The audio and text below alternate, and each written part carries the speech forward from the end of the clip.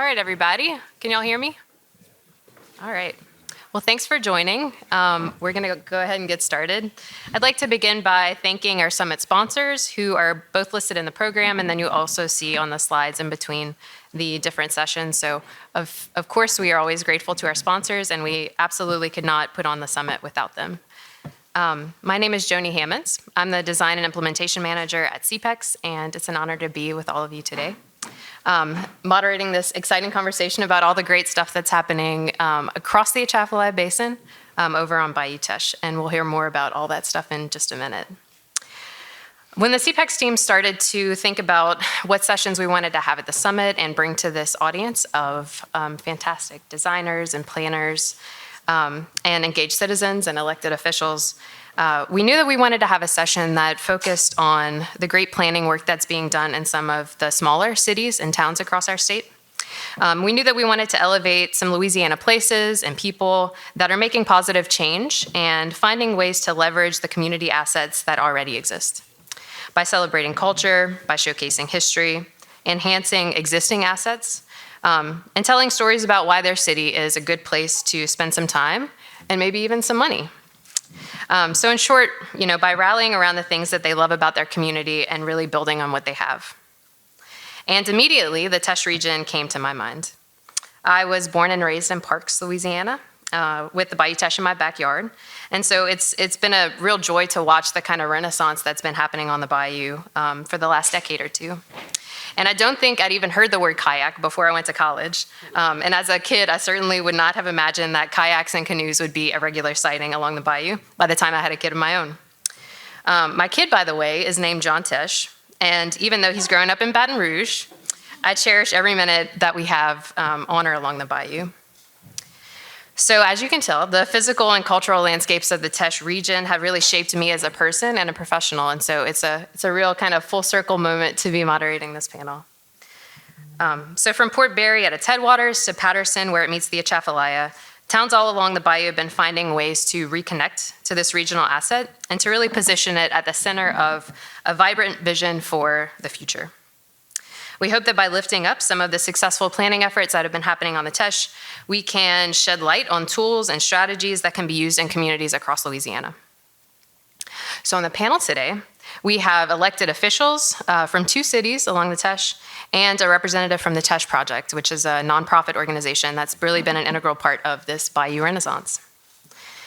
Mayor Freddie DeCourt was elected mayor of New Iberia in 2017 and has been working to build a stronger New Iberia with a special focus on attracting new businesses and encouraging residential development. His experience as a contractor, designer, and small business owner enriches his role as mayor. During his tenure, he has led the effort to develop a New Iberia master plan, which focuses on quality of life improvements, economic development opportunities, enhancing tourism, preserving the city's history, and fostering community pride. Next, we have Mayor Eugene Folkard.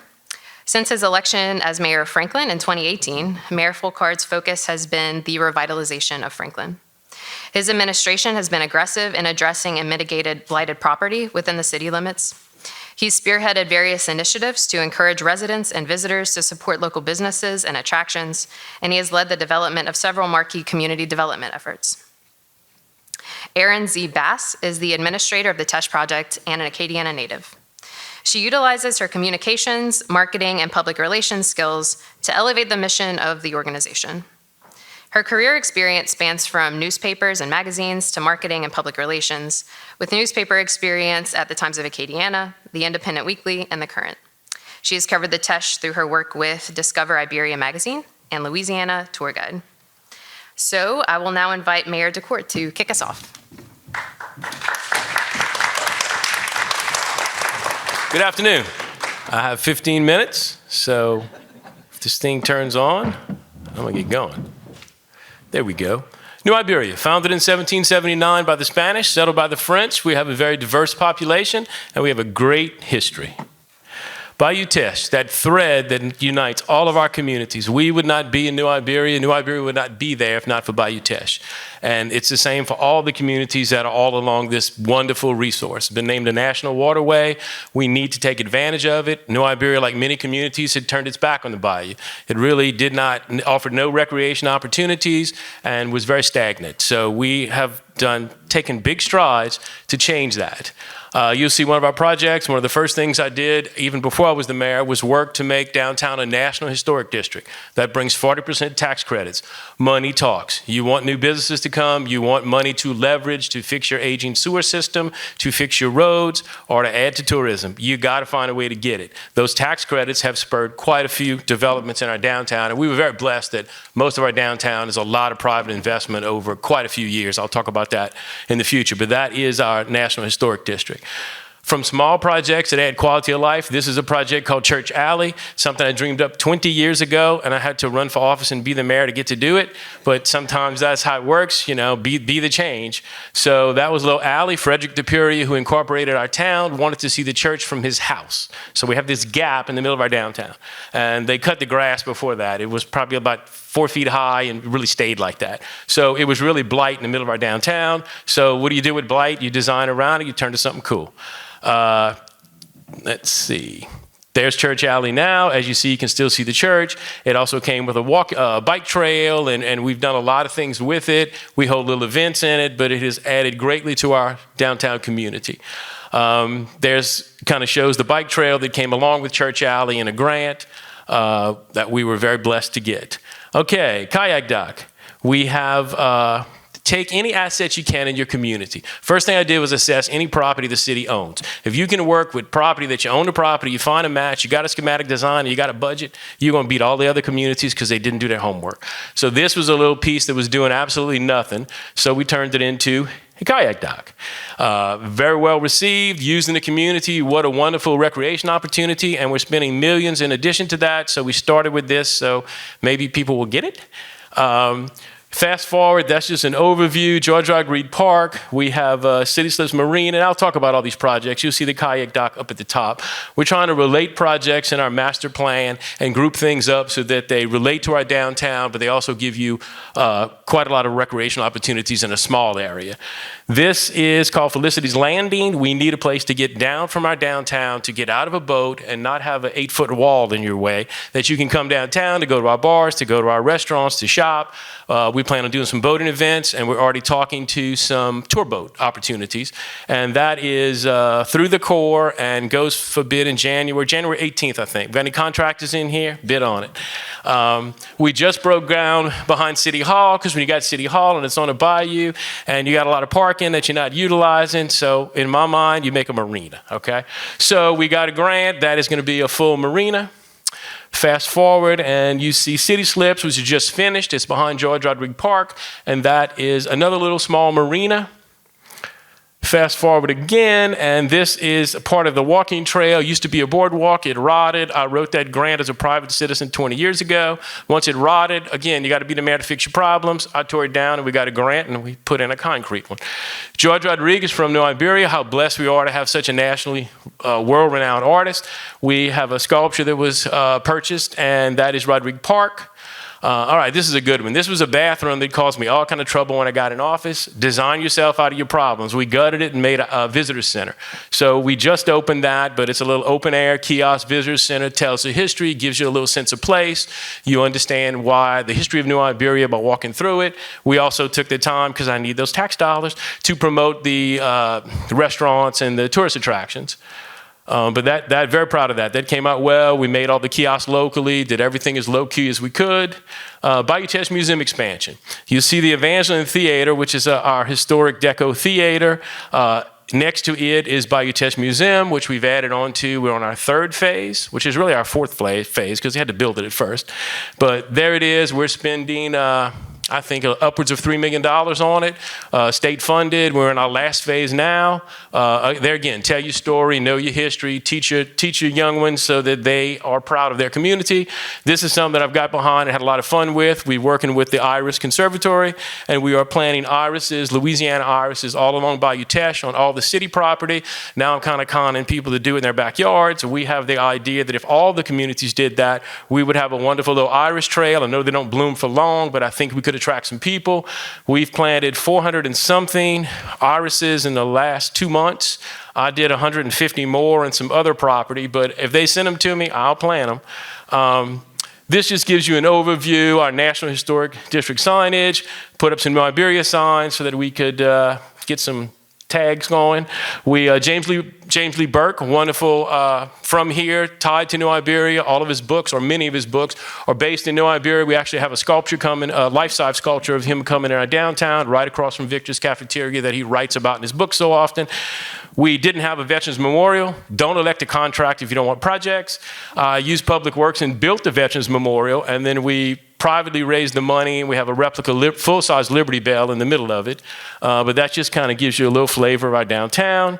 There's our Historic District Trail. We have a commercial and a residential historic district. Let's see. Box wraps. What a cool way to cheaply tell your history. So we did one set of them in the African American community. We did one set on Main Street. We're focused on our local history. What an economical way to tell your history to your locals and to tourists alike. We had to get permission from the state to do it, and where we didn't, we just putting a box up and doing it anyway, but that's for another day. But those box wraps are inexpensive, and what a way to tell your history. New Iberia letters, and we put them to use. Halloween parade. Nobody had one. New Orleans has one. Home of Thibodeau has one.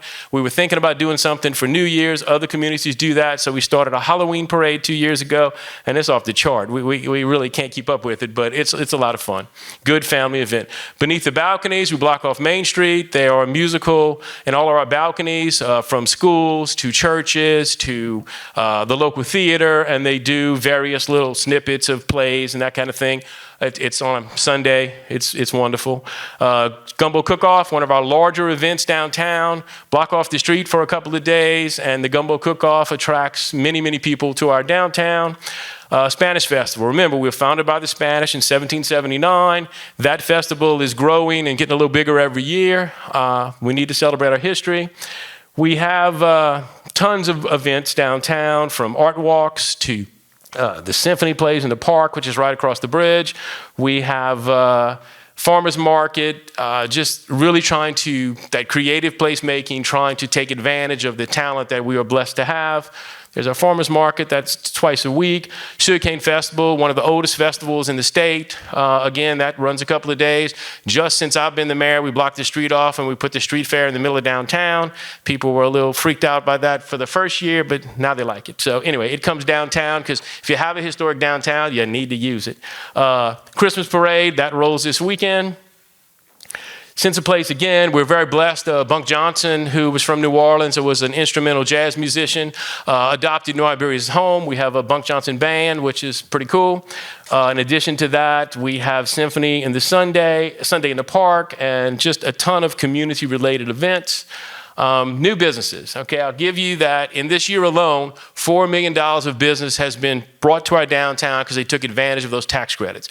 Over about 25 years, we have had over $30 million of private investment. At one time, I owned 15 buildings in our downtown. I backed off of that because the mayor job robs you. You can't do what you used to do. It's a fun job, but it takes over your life. But we've had over $35 million in private investment, plus this $4 million. If you look around our entire community, we've opened 70 new businesses in the last 5 years. And those taxes allow us to leverage to do these things not only in downtown, but all through our community.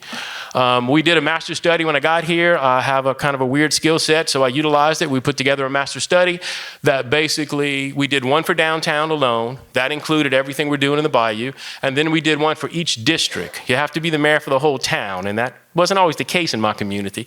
So we did one for each district.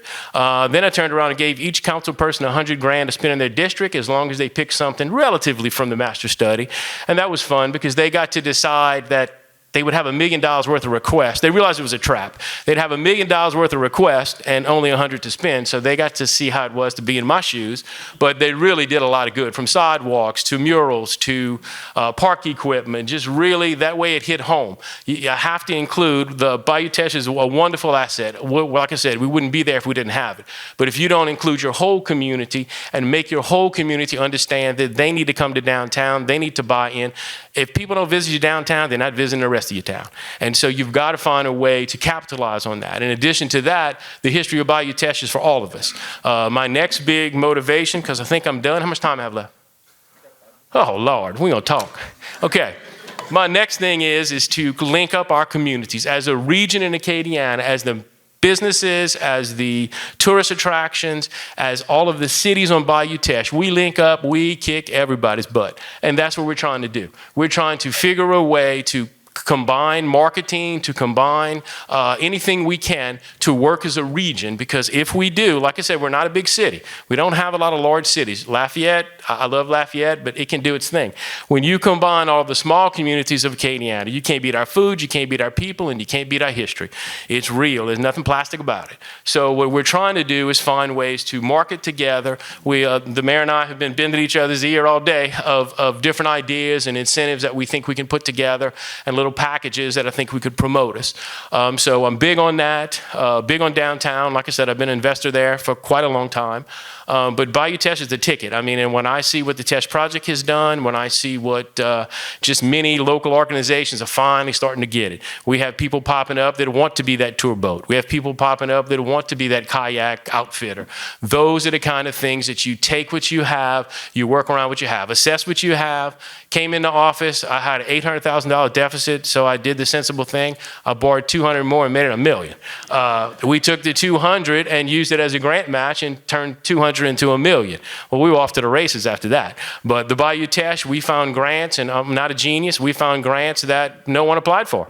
Well, guess what? I got a pretty good shot if nobody applied for it. But, you know, the marinas have freaked a few people out, and that's why we had to turn around and make sure we did leverage the things we could to do projects in every community.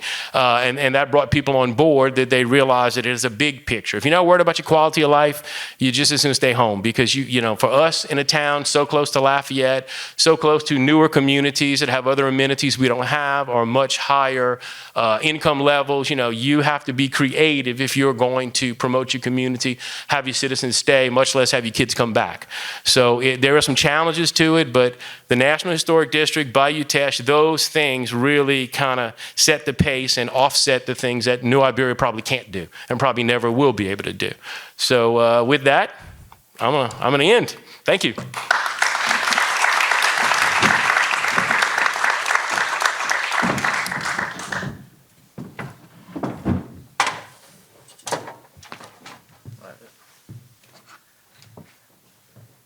Good afternoon. All right. It's a tough act to follow after coming behind Mayor DeCourt. But again, I'm Mayor Eugene Fulcard, and it's always a pleasure to come and talk about some of the things that we're doing. As he was just alluding to, we have to collaborate. It takes teamwork to make the dream work in order to do the things necessary from a collaborative standpoint, because we're smaller communities. We don't have some of the things going on that maybe Lafayette, New Orleans, Baton Rouge. But the thing about it is we have to collaborate to make some of these things happen. And we have a 202-year-old city. We were founded in 1820. And here we are, 2022. And we have many problems, infrastructure issues that we're addressing. And it didn't happen overnight. So, you know, we're taking one bite at a time out of the elephant in order to address some of these concerns. So I'll quickly go through our blueprint for Franklin. Part of our vision and civic engagement, we coined this moniker that is all under the lamppost. In many of the slides that you'll see, we're strategically spotlighting our lampposts, our iconic lampposts in downtown Franklin. We wanted people to understand that you need to shop local, eat local, play local, fuel local, because as Main Street goes, so goes the rest of your community. We need Main Street to be the economic driver to set the pace for the rest of the community, because in order to fix streets, address infrastructure issues and concerns, that comes from your tax dollars and your tax revenues that you have in your downtown area. So we have to continue to revitalize our downtown area, and it spreads abroad. So rebirth, renewal, revitalize Franklin Strong, and we've been rebranding and selling that from July 1st, 2018, when I first took office, and I was sworn back in for my second term in July of 2022. So we've been off to the races. Our historic downtown pocket park, we're in phase 2, 100% community funded. We were just awarded the Louisiana Municipal 2021 Economic Development Project in the state of Louisiana. Where that space is, and we have a commemorative piece in there for the late Macy Bro. She was killed in the Grand Theater shooting in Lafayette back in 2015. But this area was the Center Theater. It pretty much was in the middle of downtown Franklin, and it was called the Center Theater Movie House. And it had become in a state of disrepair. They had bricks falling off of the facade. And so our old movie theater, in the sake of public safety, we opted to have it torn down after we had many studies done to see if it could be salvaged. So that movie theater was torn down, and we had an open, barren space, pretty much like a missing tooth in the middle of downtown Franklin. And what we did was we sold this to the community, and we had the community to buy in, and they bought bricks, and we did a complete 100% community-funded project in the middle of downtown historic Franklin, and this is the end result of what we have. It is a beautiful space. People can come in there and reflect.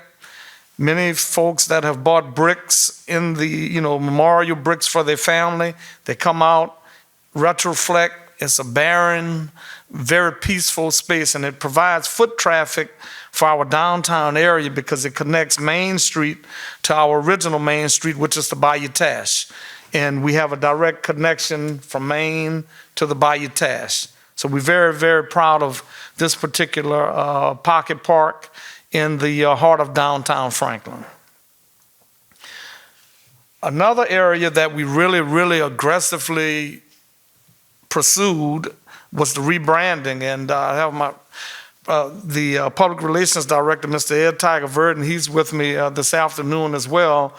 We re-strategized and rebranded how we would market and get our message out for the city of Franklin. That was through social media marketing. We have revitalized, again, it's all under the lamppost. We created a Bayou Domain marketplace with the downtown merchants, where every first Saturday of April, May, June, October, November, December, we have a Bayou Domain market where vendors could come in and set up along Main Street and have, they could sell their goods and products on Main Street, and it has reinvigorated a great deal of foot traffic in downtown Franklin. Right now, we were just talking about that on our drive up here. We may be at 98% capacity filled on Main Street with businesses that have opened up on Main Street. So we're rocking and rolling. I believe in Franklin, revitalize Franklin, our 200th year. The Boo on the Bayou, we did Boo on the Bayou. It went off extremely well. Mayor DeCourt and I were just talking about some of the pushback you might sometimes get from some of the ministerial alliances, but my thing was, it's a family-friendly event. It's an event that we could do things in a safe environment, in a self-contained environment, and have all of the kids pretty much in that one particular area. We had Boo on the Bayou this past Halloween, and we had about 4,700 kids and men, women, and children that traversed through downtown Franklin for Halloween. So, we're very proud of that. And the other picture is the one with the revitalization of the businesses, the lamppost, the coffee house, the lamplighter. All of that is in downtown Franklin, so that we have businesses that are reinvesting and buying into our mantra of it's all under the lamppost. We purchased the old U.S. Post Office, which would have fallen into a state of disrepair. We're now leasing out the office space to a vastly growing local construction company to keep their offices in Franklin, and the rental revenue that generates some revenue for the city. But the U.S. Post Office is a beautiful old structure. It enhances our downtown historic district, and we're very proud of the fact that we now have that within the portfolio of the city of Franklin, and it gives us an opportunity to do some diverse things in the downtown Franklin area.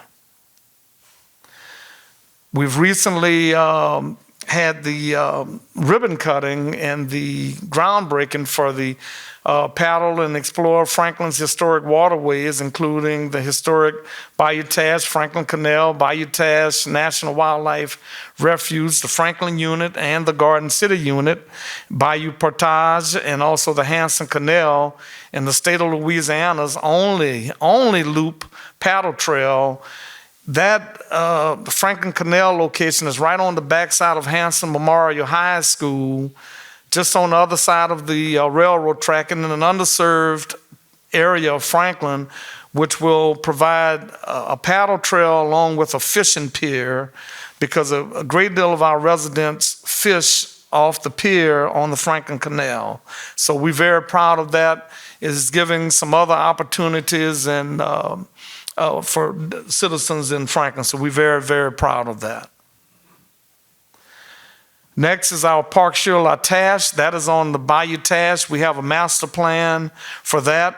As Mayor DeCourt also alluded to, that is to have some connectivity with all of the various areas, Franklin, Jeanerette, New Iberia, so that we could have some connectivity and do some things from a networking standpoint.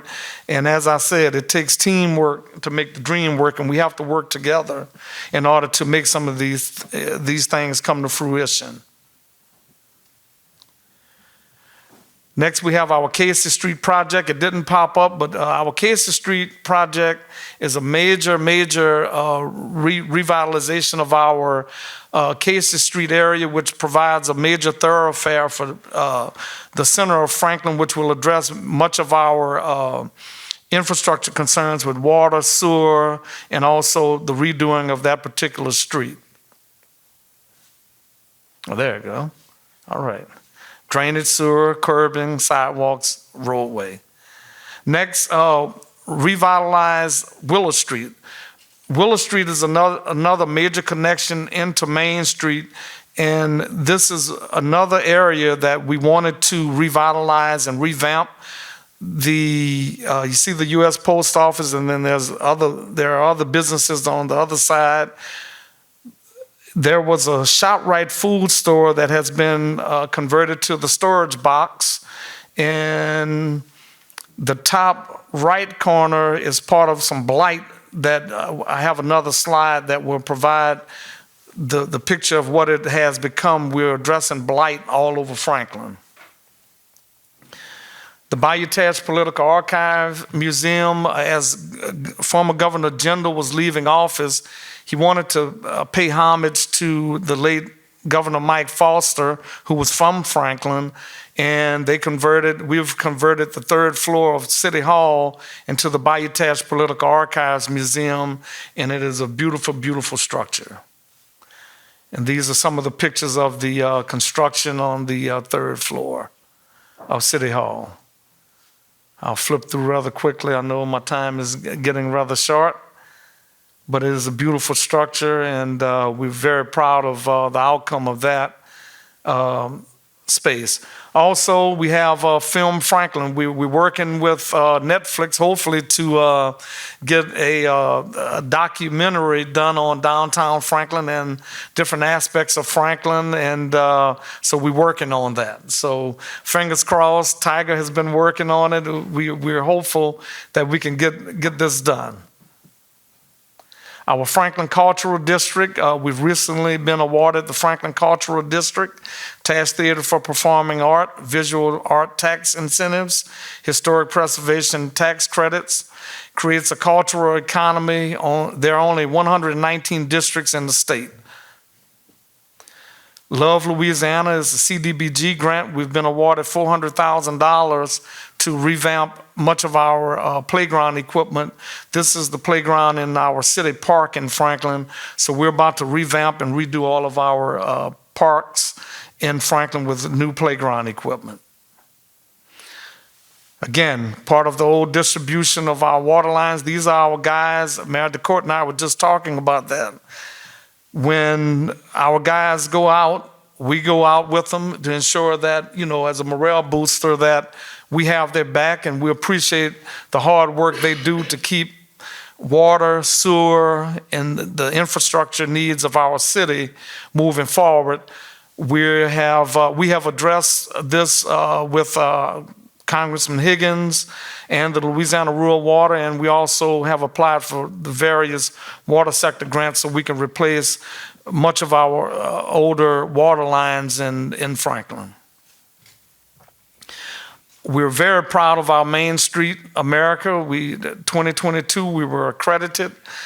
We became a Main Street program in 1984. It's always good seeing Ray Scriber here. And during this process, we also adopted the Project Front Yard initiative to ask residents to clean up their properties and clean up their areas 1 yard at a time and embrace your space. So we're very proud of this as well. There's the blighted property. There's the house with the overgrown trees and bushes and whatever. And now that is the end result. And we're very, very proud that residents are taking the bull by the horn and revitalizing and cleaning up their properties. Volunteerism, we have an army of volunteer groups that have participated throughout Franklin to help clean up. The gentleman in the middle on the top, he's repainting the wrought iron fence, which was taken off a bridge at the Calumet Cut. And that wrought iron gate was placed around the Franklin Cemetery. So they've repainted that. And again, community is all here under the lamppost. And we have a picture of us having a dinner under the lamppost of Senator Brett Allen and I. Maybe I don't know what we were discussing, but we were talking about something, the New Year's Eve celebration, as well as our National Day of Prayer, Bikers on the Bayou, and also our annual Christmas parade at the lower right. So we're very excited about many of the things we've had going on in Franklin. And that concludes my presentation. Thank you for your attention. I hopefully we were able to share some things that we're doing in our local communities as a result. So thank you.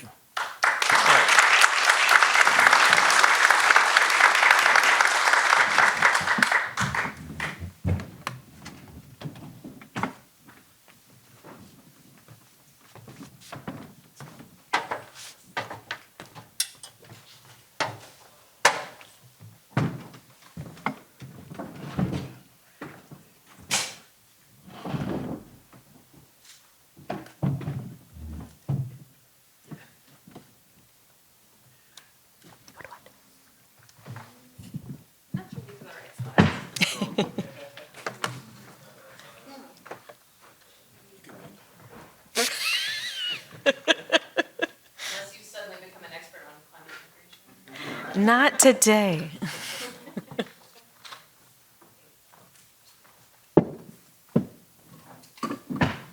There we go.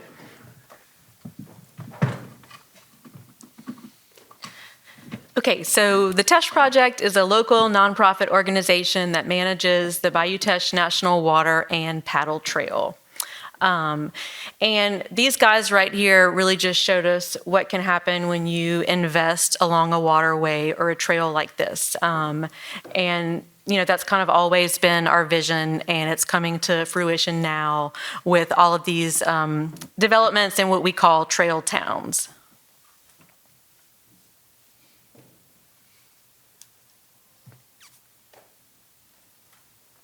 So the Teche Project started just with a small group of people in Arnaudville who wanted to pull trash and debris from the bayou. The bayou was pretty dirty back then. It didn't have a great reputation. You know, it might have been used for boating, but it wasn't used for much else. So, you know, those volunteers started doing that, and the project kind of started in 2008 and has grown into what we call a Teche Renaissance. We really want to restore the bayou as the focal point of our communities. And so the nonprofit now includes more than 500 individuals. We're a membership-based organization who are passionate about making the Bayou Teche a healthier waterway for fishing, kayaking, canoeing, boating, tubing, and we hope even swimming one day. Ooh. Okay.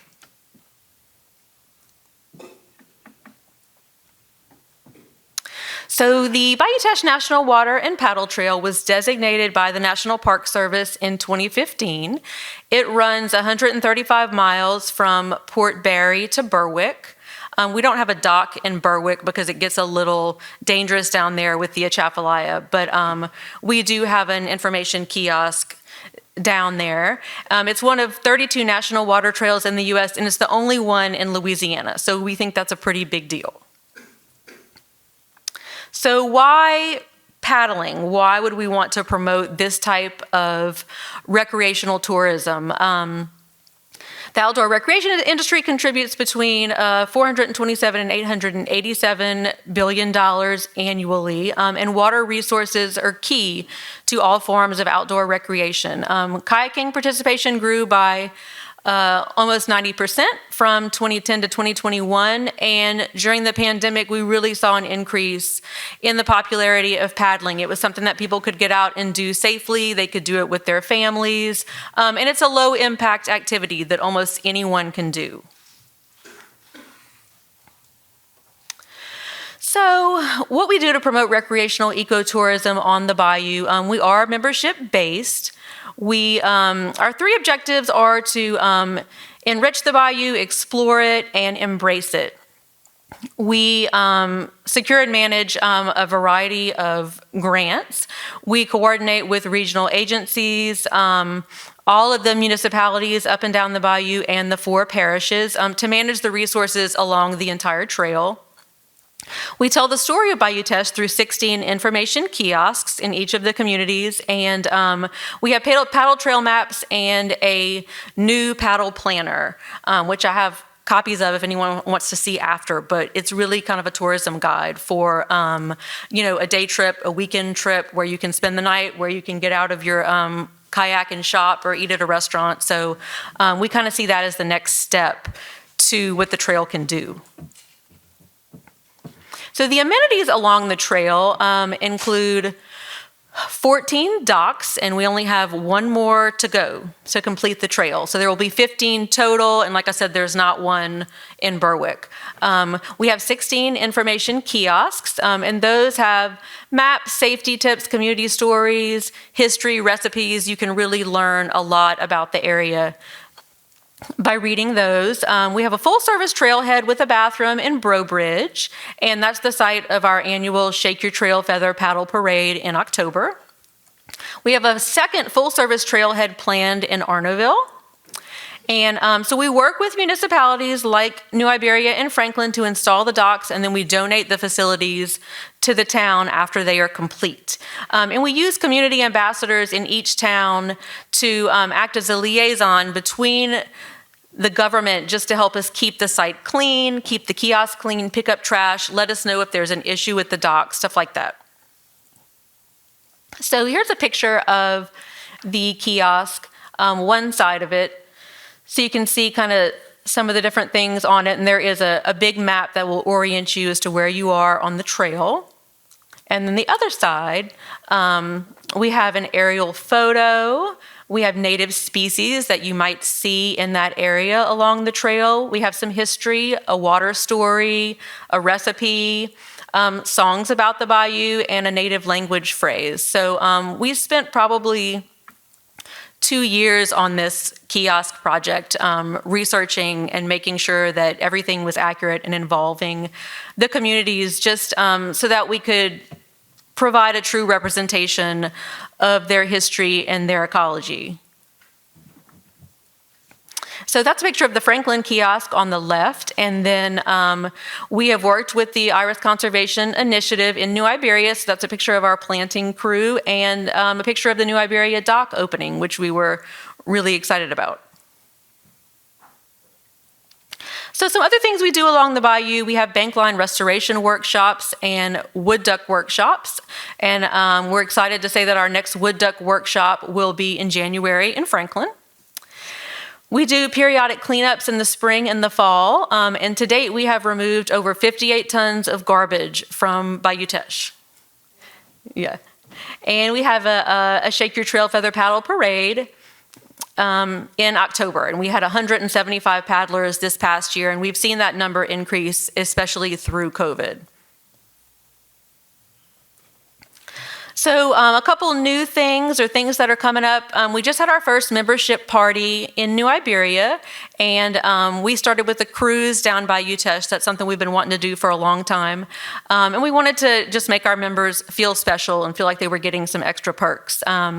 We got a Healthy Communities grant from Keep Louisiana Beautiful for a Go Paddle youth program that'll kick off in New Iberia this summer. We published the paddle planner, like I said, our wood duck workshop coming up in January in Franklin, and our annual banquet is planned for March at Albania Plantation in Jeanerette. We're hoping that works out because that will be a beautiful space. And so what's coming up, we have wayfinding highway signage. We have partnered with the 4 parishes to fund this project and provide signs for people looking for the paddle trail or a specific dock. We would like to convert our website to be in both English and French. We're trying to identify more primitive campsites along the Teche, just for people who do want to spend the night and continue paddling for more than one day. We'd like to see more kayak outfitters. There's a new one by Tours by Stephen in Franklin, and so we're really excited about that, and we'd like to see more of that. And we ultimately want to get Bayou Teche removed from the Department of Environmental Quality's impaired waterways list so that you could swim in it again. So that's just some contact information, and thank y'all so much.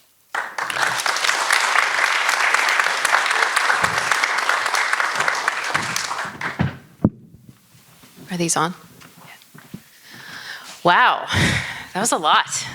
Thank y'all so much for sharing all of the exciting things that are happening along the bayou. We are going to now have some moderated questions and answers, but then we would love to also pass it off to the audience and give all of you an opportunity to ask any burning questions that you have. So we'll leave some time for that at the end. So be thinking as you're listening. So I'd love to start by maybe taking a step back. It's kind of weird that I'm sitting behind you. By maybe taking a step back, I know that mayors, both of you have been in office since 2017 and 2018, and so it's kind of amazing to see all of the progress and projects that y'all have going on, in 4 or 5 years. But I'd love to ask, how did you get started? Can you take us back to maybe the beginning of your administration when you didn't have all of these grants, kind of before you maybe had funding identified? Can you talk about how you built momentum and kind of sold this vision to your constituents of, our town can be bigger and better, and how can we sell these improvements? Yes, thank you.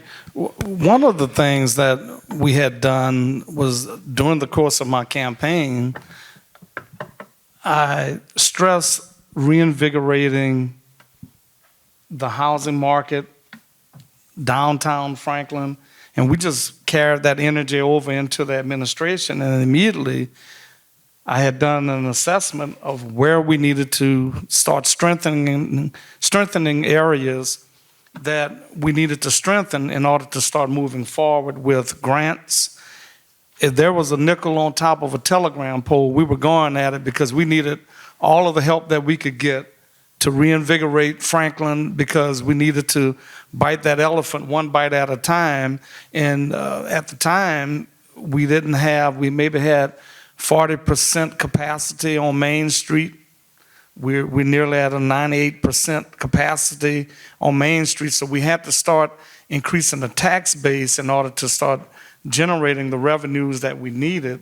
Even during the midst of the pandemic, there were nearly about 35 businesses that opened from 2020 to 2021 in the midst of the pandemic. So we just kind of reimagined how we could sell our city, how we could rebrand our city, and get people into Franklin, foot traffic, tourism, make it a destination spot for Franklin. And that is what we had done in order to start attracting people to come into our area, is off the beaten path.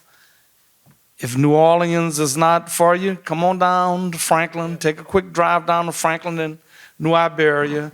And that is how we kind of did it from a grassroots perspective, and through some savvy marketing and an aggressive public relations department, we kind of revitalized how we would get our message out. For us, it's on? Oh, great. For us, I started with the bigger challenge of law enforcement. We didn't have a police department for 14 years. Our crime was out of control. So my first task was I was broke, so I was in a deficit, and my first task was to pass a tax and build a police department, which we accomplished in 9 months. And then we built a 75-man force and spent millions of dollars to do it. But with that came the message: if you're willing to invest in yourselves, we're going to change this place. And new businesses will not come with the track record we have inherited or lived by, or however you want to look at it. So that worked. It also brought new money because it was new taxes. So then I could take the existing tax that was all going to a very overloaded contract with the sheriff's department, and now I had money to invest. So the next thing we did was a master study. I used my skill set that, I've run a business for 40 years, and that's part of what we did. So we put together a master study, engaged the whole community, had tons and tons of town halls, really kind of dog and pony show to convince my own community to invest in itself. We have 69 families that left New Iberia and live in Sugar Mill Pond alone, which is in Youngsville. Okay, well, I keep track. That's my quitters. They're all nice people, but that's my quitters.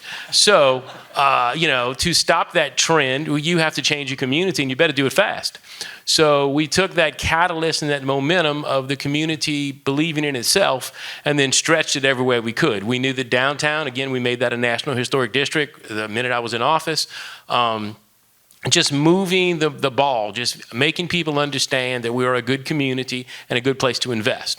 And then when we hit the, Chick-fil-A, Hobby Lobby, Ross Dress for Less, Aldi's, when we got some big wins for a town our size, well, that gave more money to leverage. And then the next part was my town is divided. My town has always been divided by black and white, by which side of the bayou you live on, just, ridiculous issues. So to get over that, you got to invest everywhere. You got to say, my slogan is always, I'm the mayor for the whole town. So when you can start getting people to believe in all aspects of your community and that everything you're doing is for the greater good of the whole, it starts to work. So we've built up a lot of momentum. The money has come in. Have a great staff, grant writers, and just my assistants, and I couldn't do it. I didn't do anything by myself, that's for sure. So with the administration that we have, I'm on my second council. They both have bought into this. I haven't had a no vote in 6 years. Now probably when I go home, just because I said that, they're going to burn me. But we work as a team. You build a team with the people that you're around, and I think the teamwork really gets it done. We have begun to, because we've had some meetings, and have begun to say, how can we focus as a region? But all of that is the same philosophy. Scheme, dream, do whatever you got to do to come up with a plan. You better network your butt off, because you're not going to get the money if you're not in front of people. So it's a combination of just, hitting it as a shotgun effect every direction at once. So people will pin me down and say, what's your priority? I say, go look at the master plan. It covers everything. And you have to hit in every direction. The other thing you have to be willing to do is leverage what you have. If you're not willing to take a risk, you're not going to have a reward. So you have to get your money right and then convince your counsel or your administrator or your finance guy, I'm risking what I have to for my 20% match. And once you do that and that ball starts rolling, you pick up momentum, you pick up wonderful network partners, you pick up people that are on the same mission or at least close enough of a mission that you can form a team that is now outside of your town. But that's a way to get started.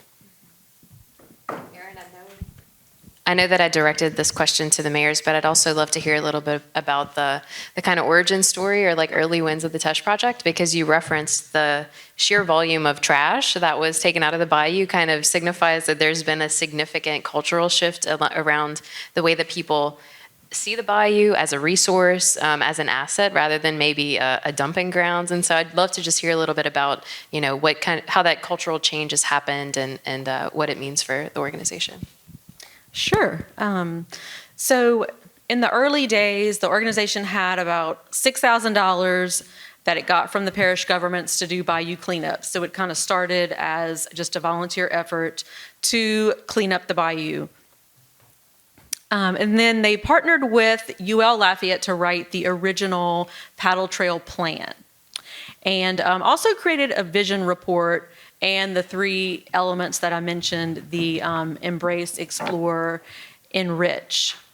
And started applying for grants once that paddle trail plan was in place, and then started selling memberships and having a banquet and more events. So it kind of all grew from there. But I went back to the vision report just to see, because I was not around then, to see what it originally said.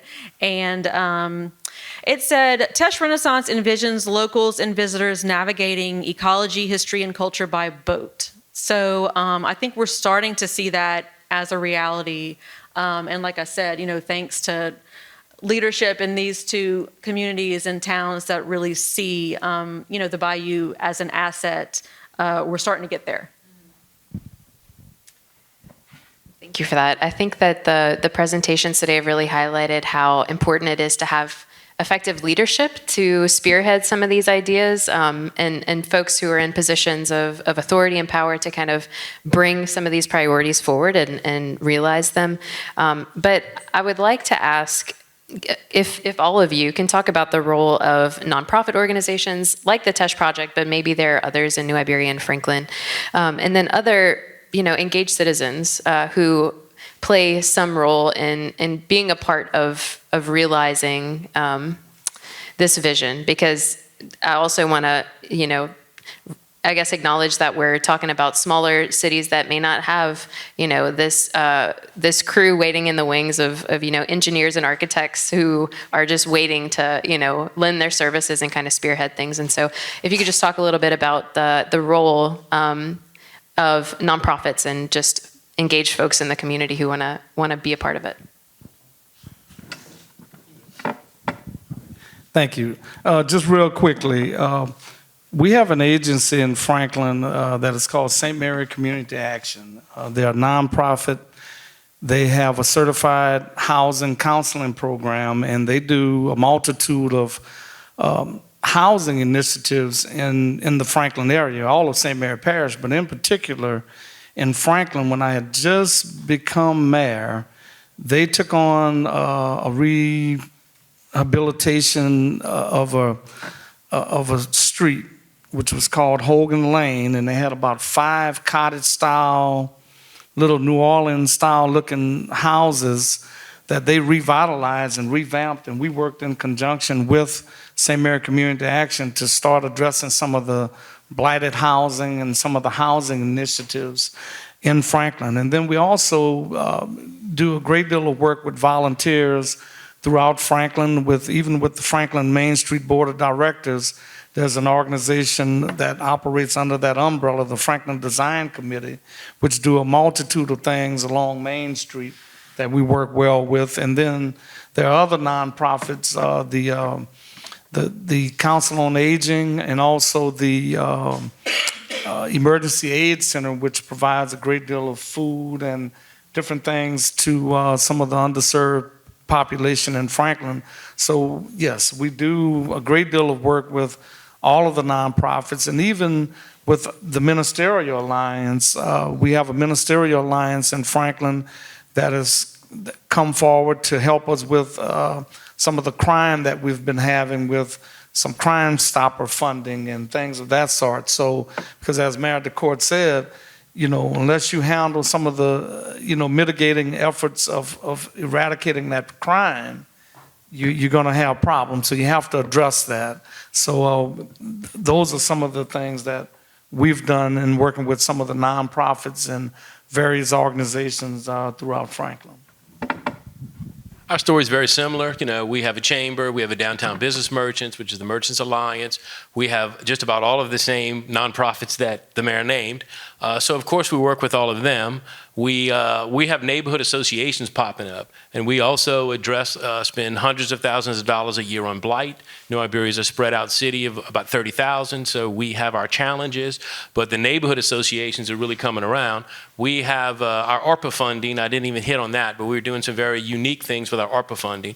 We have $1 million we put aside. We have a program called One Block at a Time, and we're actually jurying houses, and in some disproportionately disadvantaged neighborhoods, we are actually going to do some house renovations. But to make that go further, we're teaming up with CLECO, who can do weatherization. We're teaming up with the Ministerial Federation, who has some hands that they can put hands on and actually do labor. So we're finding ways to reach more than that $1 million really would by partnering. In addition to that, we're giving funding to the 3 active neighborhood associations.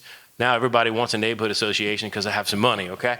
But the 3 that are active are actually getting some funding that will get about $60,000 each, and they will pick a project in their neighborhood. Now all of that, because it's all federal funding, has to come through us, and we spend the money to make sure that our reporting is right and it went where it needs to go. But all of those nonprofits, all of those community-based organizations, get your message out, spread what you're trying to do throughout the whole community. So they are, very important partners. Of course, the Test Project, anywhere we can partner, any group we can find to marry 2 or 3 together just makes that money go much further. And those groups are out there for exactly that. So we do spend a lot of time coordinating those kind of efforts and working, because in some instances, it's the only way you're going to touch some of your communities. So it's very important to develop those partnerships. Erin, did you have anything to add to that? I can mention a couple of our partners, because we do have a lot of them. But we work with the Atchafalaya National Heritage Area, Bayou Vermilion Preservation Association, Parish Proud, Leave No Trace, the Teche Vermilion Freshwater District, the Louisiana Iris Conservation Initiative, Paddle the Gulf, and lots more. So a lot of those have been instrumental in helping us with cleanups, maybe providing volunteers or materials and things like that. So yeah, we appreciate our partners as well. So I think one of the things that makes the Teche region kind of unique is that there is this shared culture, history that we talked about that is all, has some connection to the bayou and the kind of natural history of the area.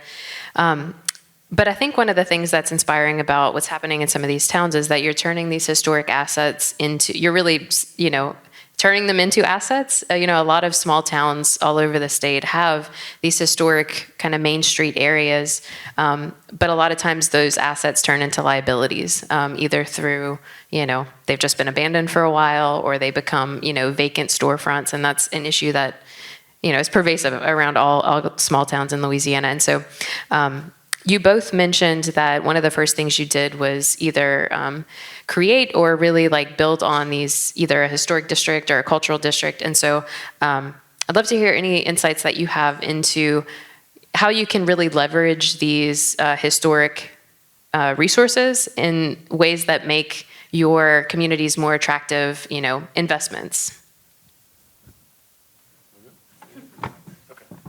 Well, my background in construction is historic preservation, and my company specializes in historic restoration. And I always say that, that is economic development. Historic preservation is economic development, and people don't realize that enough. Between the tax credits, between the interest that you have, you fix a historic building, it pulls at the thread of memory to hundreds of people in your community. So everyone has a memory of that facility, of that building, of whatever business was there.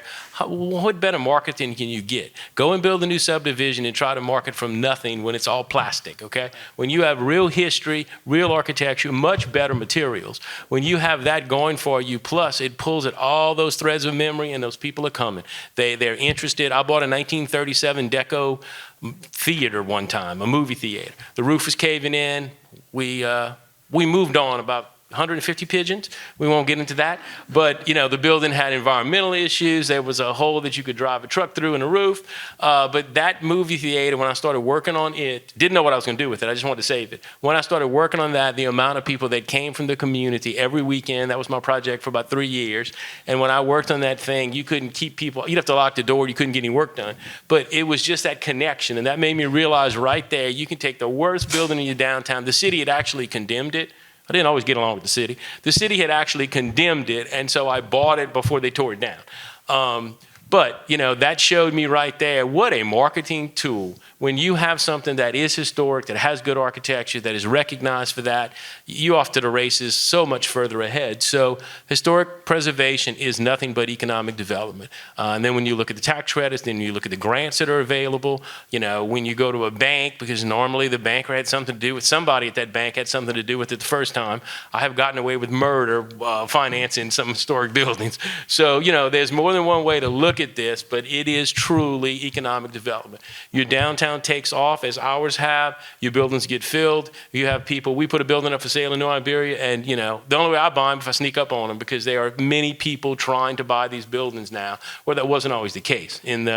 When I got back from college, you could have rolled a bomb downtown. I mean, we had nothing but boarded up buildings. It was terrible. But, now that's not the case, and people are really jockeying to come downtown to find a way to open a business in our downtown because it is successful. But all of that, you just don't realize the power of the built-in marketing in the history in those areas. I would like to ditto what Mayor DeCourt has just said, because I had one of the buildings up on the slide with our U.S. Post Office, which was in disrepair, and we've renovated it. We had gotten a grant through the Louisiana Historic Trust. That building has become, one of the crown jewels of downtown Franklin. Again, we've renovated the third floor of our city hall, which was E.A. Crowell Elementary, which was built in 1908. So we have reinvigorated that building, have gotten new life in the building with City Hall and the historical Bayou Teche Political Archives Museum. So there are things that could be done to reinvigorate areas of historic preservation once you create these historic districts and our new cultural district. That taps you into securing grant funding to do some more projects and things that could enhance your particular historic districts and cultural districts. So, it's there. It's right before your eyes. You just have to reimagine how you could tap into some of the funding and some of the opportunities that are there. As it is built, they will come. If you put it there, these are well-built structures that just need a little TLC, and let's make it happen. Our downtown has really taken off, just as New Iberia has, and also very happy to see the mayor of Abbeville here as well. So, we're moving forward in a positive way. I want to do a quick time check. How much time do we have left?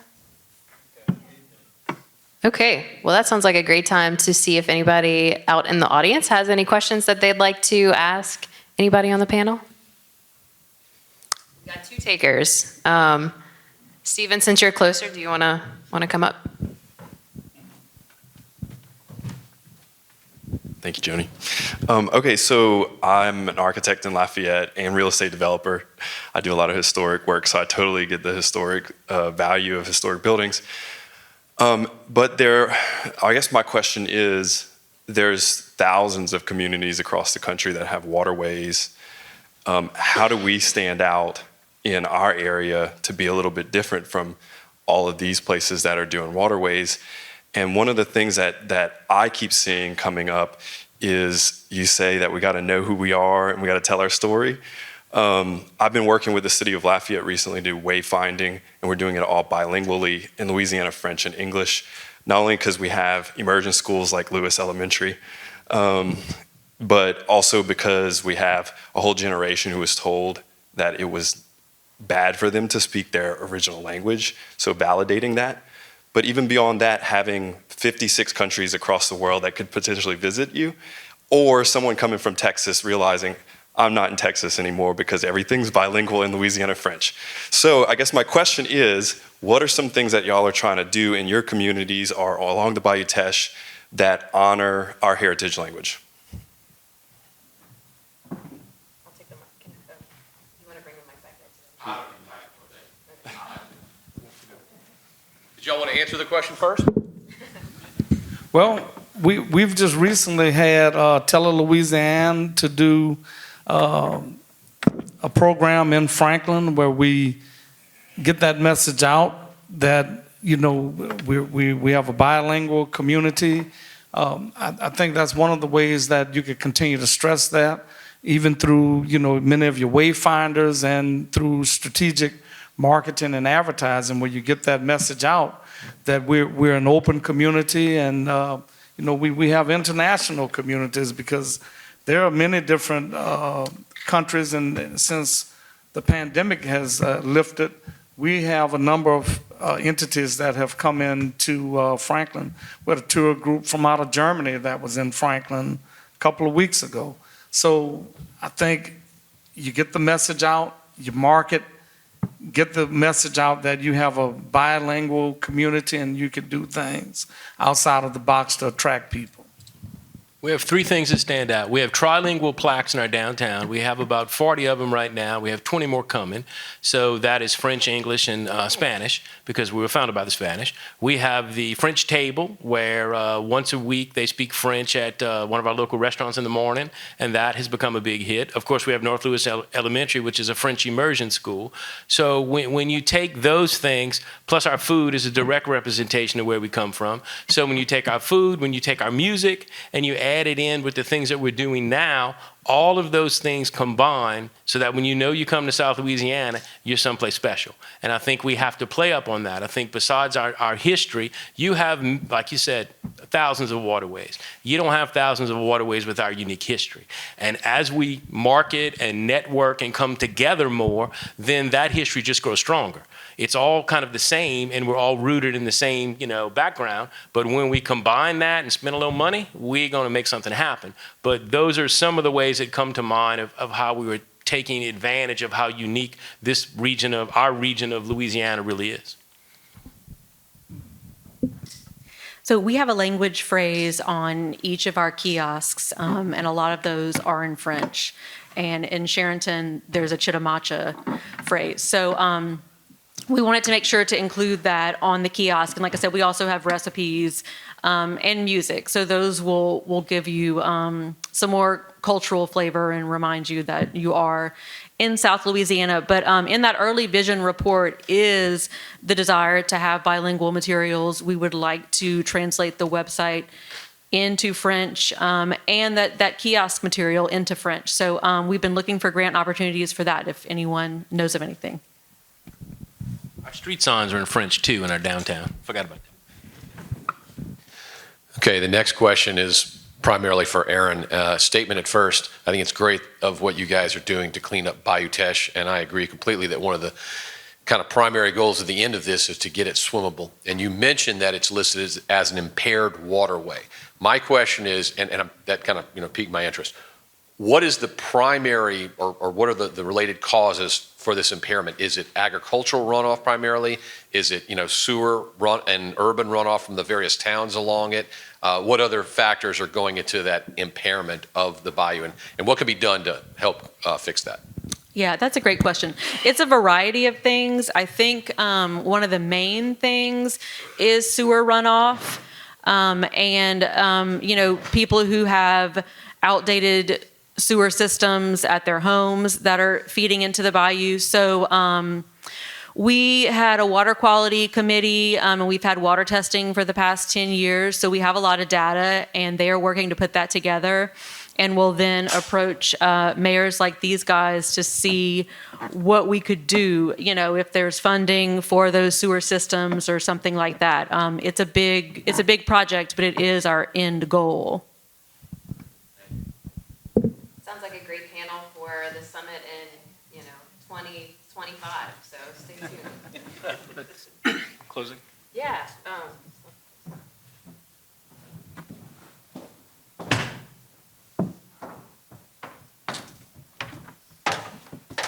It's a very dramatic stage exit, but that concludes our session. So thanks to all of you for attending. Thanks to our panelists. And I wanted to let you know that we've got a brief break after this session. And then we will reconvene at 4 o'clock in the Manship Theater for a conversation that will weave together some of the themes from day one and also have a lovely musical performance by Louis Michaud of the Lost Bayou Ramblers, who is another native son of Acadiana. We're taking over. So thanks again for joining us, and we hope that we will see you for the rest of the summit. Thanks, everybody.